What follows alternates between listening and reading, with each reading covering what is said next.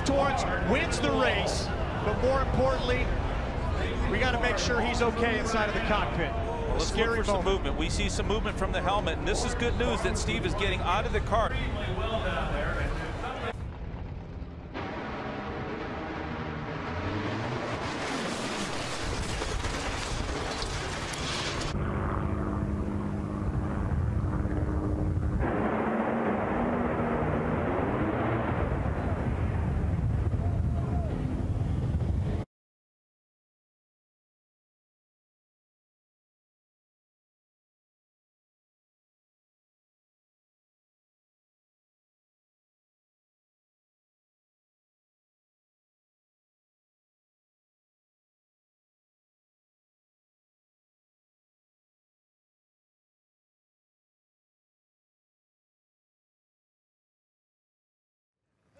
Steve, we're extremely happy that you're okay, and you hopped out and you still wanted to know if you won the round. Was there any warning? No, there was no warning. I mean, I felt the thing actually drop the tire or whatever happened and just make a hard left, and then it's just hit the wall and scoot me to the other side. Bottom line, good Lord was looking after me, and hardest thing about the whole deal is my mom and dad coming down here. But, and all my guys, you know, we're family. We got another race car. We're going to get it out and see if we can make it up for the next round. And good Lord looked after us, kept us safe there. Hell, Texas boys, we just keep going. He was rising to the occasion. That may or may not be good, but no pressure. This race, in terms of performance, quite the toss-up. Both these cars well into the low 380s the previous round.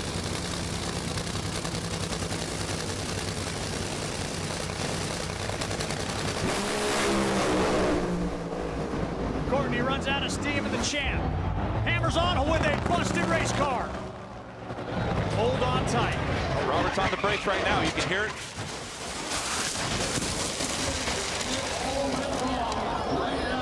Carrying a lot of momentum into that sand trap. So a scary moment for Robert Height. Has problems crossing the finish line. Good news is he climbs out despite a car that slid all the way through the sand trap, went up against the catch net.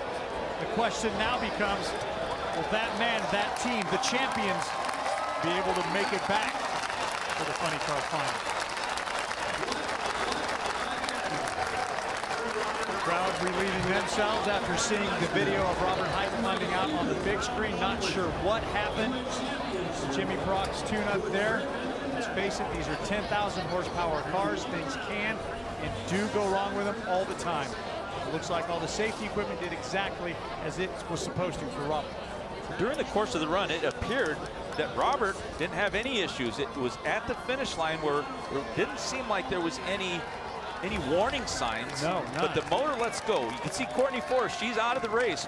Left side of your screen, Robert Height right there, right at the finish line. But oddly enough, when it explodes, typically we'll see a backfire. It'll knock the supercharger off, and it'll release the burst panels that are just on the outside of the injector. But this is a very big explosion. No parachute. You know he was on the binders. You can hear the tires squealing. He was right at the limits, because at the point the car starts to bounce, that means he's heavy on the brakes. And Bruno, we talked about this earlier with Tommy Johnson. When the car starts to bounce, all of a sudden you're losing that contact surface with the racetrack. So let's look at Robert. Let's see if we can see anything odd before it explodes. That is a great point, though, Tony Pedregon. Both Tommy Johnson Jr. and Robert Height found the kitty litter today. You know, the thing is, usually when the motor explodes right here, it sets off the pressure system, the pan pressure, and it's supposed to throw out those chutes at this point. And it was so late before those chutes came out. He was almost past the 1320 before it looks like the chutes even came out, and only one of them deployed at that point. At that point, it actually never even had a chance to blossom, and it was him grabbing as much handbrake as he could, actually skidding the car into that sand trap where he went all the way up to the net. Great job of trying to turn the car to scrub some speed here before taking it into the kitty litter. There, that chute finally blossoms, and perhaps the best news ever was Courtney wasn't anywhere around that. Let's take a ride, look, listen, experience what Robert Height went through.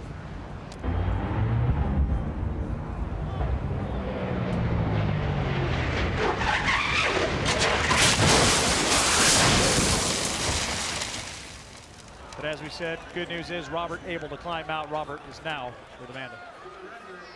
Robert, you were just talking to your team owner, John Force, and you said you have no clue why it pulled so far to the left when it blew up. What did you experience inside your funny car? Well, when it blew up, it was almost like it blew a front tire or something, because it made a hard left, and the body was kicked up on it. And so the right side of the body where the parachutes were, I couldn't reach them. So I went for them twice. That's why it was so late getting the chutes out.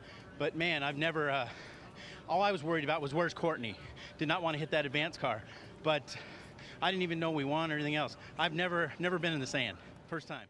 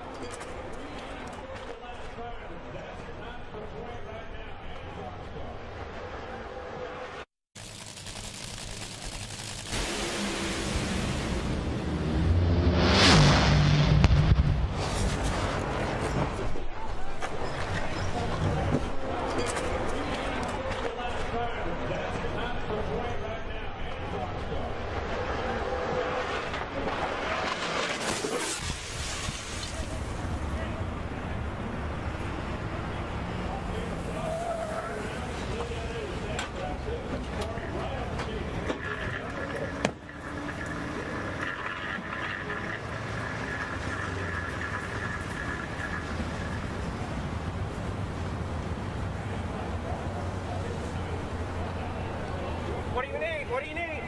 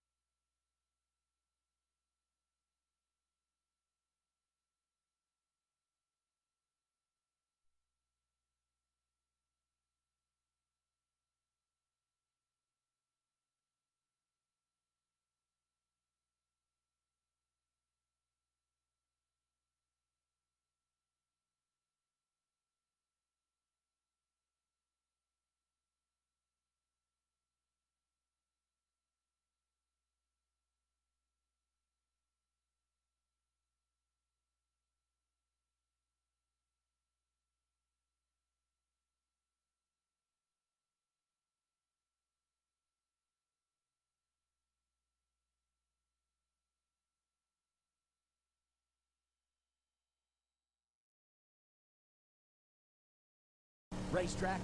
Sydney's in, waiting for Castellano. A couple of Corvettes here. They are in and set. Castellano, whoa, hang on there with them Corvettes. Woo, boy. Oh, Sydney got some oh, hang on there, Sydney Frigo. Into the wall, top end, over and over, and a wild one there. Is Sydney moving around.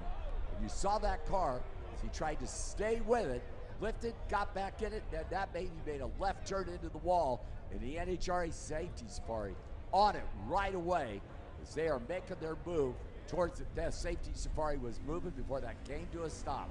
So a wild one there for Sydney, unfortunately, is that baby just all of a sudden, Joe Costello, of course, he went 584, 9, 236. Mike Castellano at 592.4. But a wild run there as Sydney, unfortunately, Joe saw that baby get down there and it was moving around. He lifted and got back in it. And then that thing all of a sudden made a left turn and just went nose first into the wall. So here we go. Head start Monty. Don doing the chasing. Here comes Don. Ooh, Don. Whoa, Monty's car makes a move there. Nice save. Whoa, Monty Green over. Don Krinsky also into the wall at the top end there, as I believe he got into the parachute of Monty Green's car there. Don Krinsky will take the win, but nobody cares right now, because you saw Monty's car get loose there and make a move, and I thought he saved it. But then it came over into Don Krinsky's lane, and Don appeared to get into the wall at the top end there, trying to avoid Monty. It's just a wild one there. But the safety safari on the move at the top end there to check out the condition of both drivers. So an unfortunate incident there between Don Krinsky and Monty Green. And I'm not going to give you any information until I receive it from the top end, because I don't want to give you any false information. So again, just an unfortunate incident there at the top end between Monty Green and Don Krinsky. The numbers right now mean absolutely nothing to these crew members and the drivers. Safety safari does an outstanding job, but you saw as you're watching go down the BIR quarter mile there. Monty's car made a move and he wisely lifted off the throttle, but then it kind of snapped it back and the rear end came over. Whoa! Larry crashes hard right at the finish line. Both cars were kind of hunting towards the center. You can see that Doug's car was moving over there, and Larry's car crashed hard, comes to a stop down in the shutdown area. Safety safari already rolling on the scene.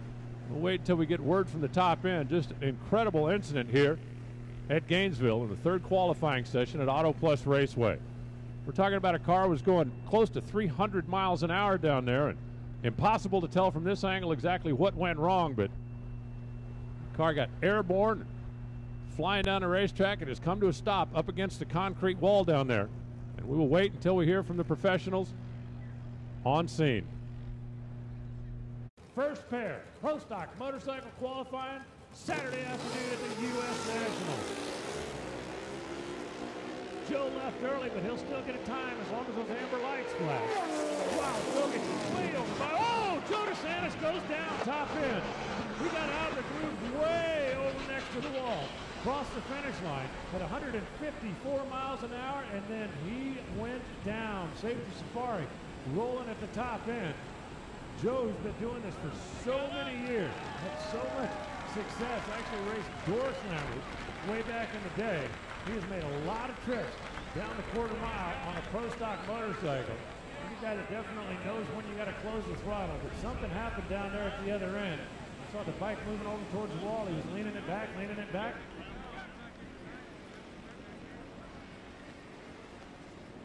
and then right at the finish line,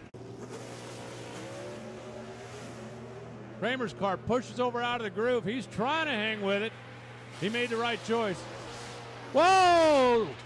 Derek pedaled it, tried to get back after it, gets it sideways over into the wall and up on its roof in the shutdown area. Derek Kramer's car shook, rattled the tires, moved over out of the groove. He was fighting with it. It looked like he took his foot off the throttle, and just when I was about to say that was the wise choice, he tried to get back after it.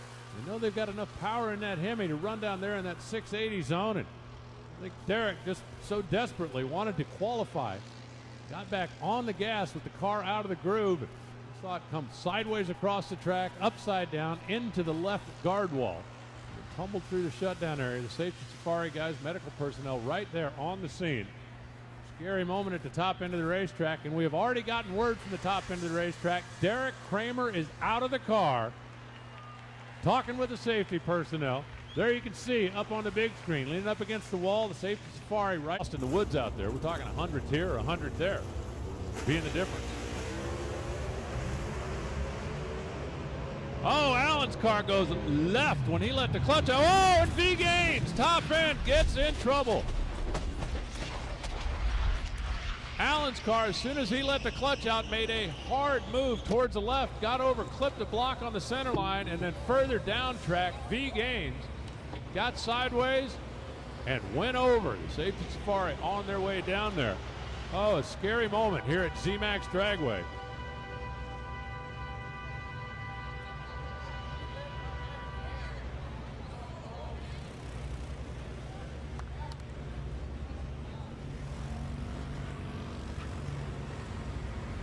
These Pro Stock cars I mentioned earlier, just absolutely amazing.